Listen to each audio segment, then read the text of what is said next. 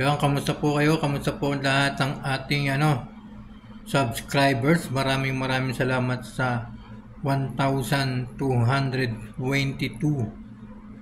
1,224 subscriber. Yan, nagpapasalamat po tayo sa ating mga subscriber, di ba? Nagpapasalamat din po tayo sa ating mga silent viewers. Yan, at sa lahat ng mga sumusuporta sa atin. Yan guys, ay pag-uusapan natin kasi nakita ko kanina, napanood ko sa bagong upload ni Hiwaga Pares Overload 2.0 na talagang ang daming kumakain sa kanya. Ang daming dati ay hindi ganong karami yung kumakain kay Hiwaga, pero ngayon mga ilang araw ang nakalipas talagang dinudumog na kasi ayaw na kumain doon kala Diwata. Ayaw na kumain doon sa parisan ni Diwata sa may Pasay. Kunti na lang yung mga nagpupunta, di ba? Ganyan talaga mga guys kapag yung tao, ganyan talaga guys kapag yung tao ay mabait at saka very humble sa mga customer. Ganyan talaga.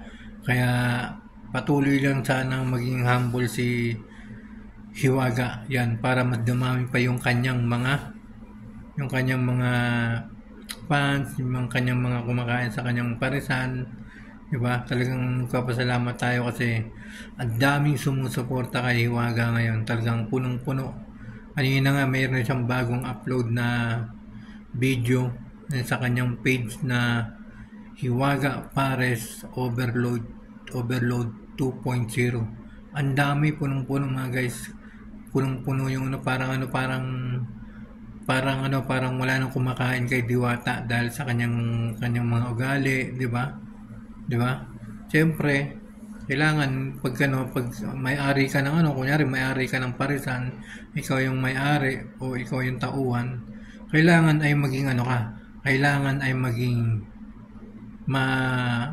customers is always right ka.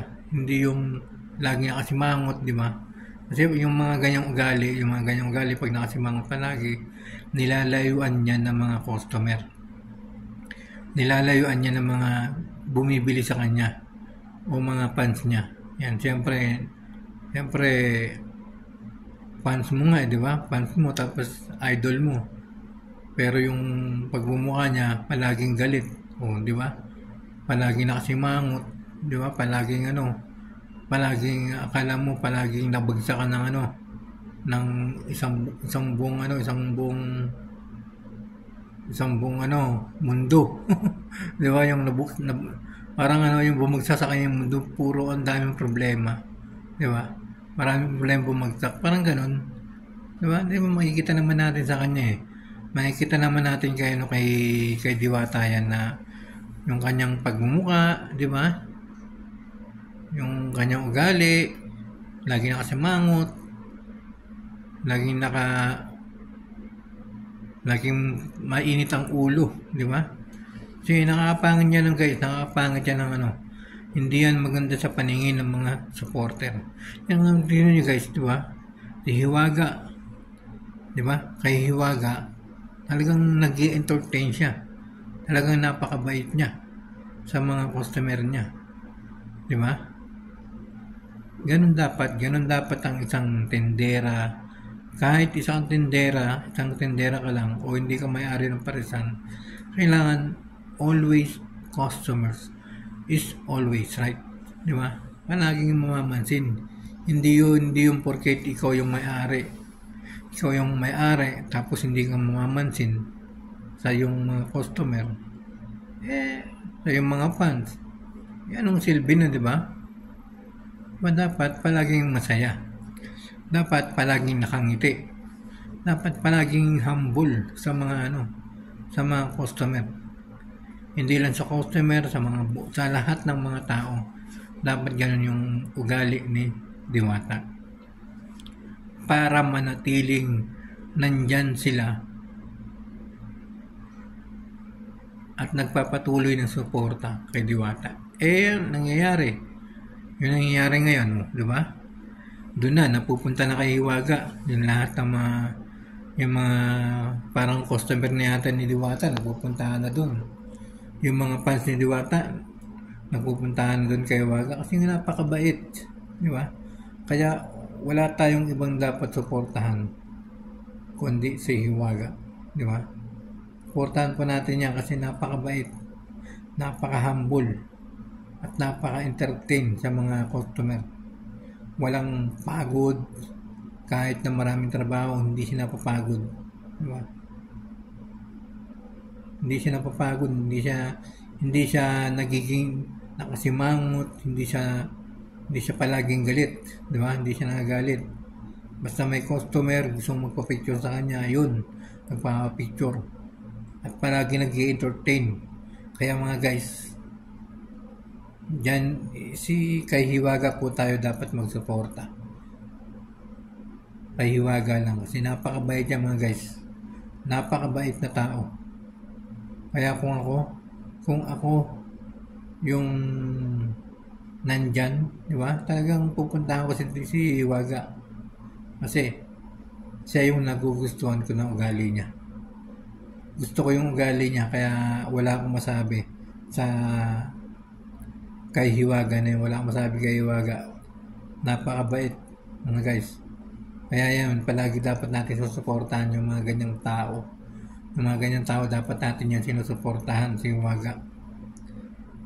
Suportahan natin yung alam natin mabait, ma-entertain, yung talagang humble talaga. Yun ang ating mga susuportahan. Di ba? Kasi kapag meron kang business, ikaw ay may-ari ng sinasabi nila na tauhan na naman daw siya, si Hiwaga. Alam nyo mga guys, sa tauhan man o ikaw ay may-ari, dapat palagi kang good mood sa inyong mga customer. Kailangan, merong kasabihan, di ba? Merong sinasabi sa mga establishment, mga tindahan, customer is always right. Di ba? Kailangan pakitunguhan ng maayos. Maging smile tayo, maging smiling. Yan. Huwag po natin silang dededmahin. Kapag may nagpa-picture o pa-picture, siyempre, kaya nga pumupunta sa'yo dahil viral lang nga, di ba? Kilala ka, idol ka nila. Di ba? Kapag idol ka nila, siyempre magpa-picture yung mga yan. Kaya dapat, always customers right. Di ba? Sana ay darating ang panahon, magbabago ka rin. Darating ang panahon. Kaya, stay humble palagi kay Diwata. At siyempre mga guys, huwag niyo pong kakalimutan, suportahan po natin si Hiwaga. Napakabait. Diyan na po tayo kumain sa kanya. Suportahan po natin si Hiwaga Pares Overload 2.0. Yan yung kanyang Facebook page. At yung kanyang YouTube, Hiwaga Pares Overload 2.0. Yan din po yung kanyang YouTube. Thank you so much po sa inyo lahat. Maraming salamat po sa lahat ng mga sumusuporta kay Hiwaga Pares Overload 2.0. Maraming salamat po sa inyo lahat.